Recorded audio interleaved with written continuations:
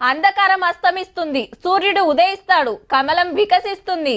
ఈ మాట చాలా మందికి తెలియకుండొచ్చు కానీ బీజేపీ పుట్టినప్పుడు అటల్ బిహార్ వాజ్పేయి మాటలు గివి.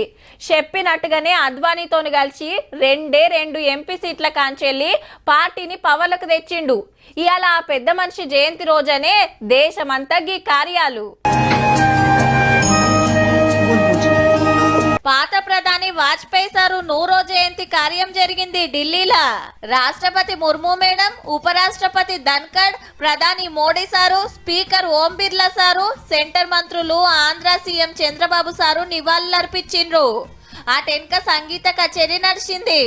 ఇక హైదరాబాద్ లా బీజేపీ ఆఫీస్ లా సెంటర్ మంత్రులు కిషన్ రెడ్డి సారు, బండి సంజయ్ సారు, కడమ లీడర్లంతా వచ్చి కొలుసుకున్నారు. పెద్ద మనిషి దేశానికి చేసిన సేవలు యాద్ చేసుకున్నారు. అంబేద్కర్ ను అమిత్ షా సారు అవమానం చేసిందనే ముచ్చట మీద బాబాసాహెబ్ అంబేద్కర్ భారత తెచ్చింది భారతీయ జనతా పార్టీ అప్పుడు ప్రభుత్వం, ఎన్డీఏ ప్రభుత్వం. దాంతో పాటు అంబేద్కర్ చిత్తపటాన్ని సెంట్రల్ లో పెట్టినటువంటి విషయాన్ని కూడా ఇలా దళిత సమాజం గుర్తుంచుకోవాల్సిన అవసరం ఉంది. పువ్వు గుర్తు పార్టీకి పురుడు పోసిన దాంట్లో పెద్ద చెయ్యి అటల్ సార్దే.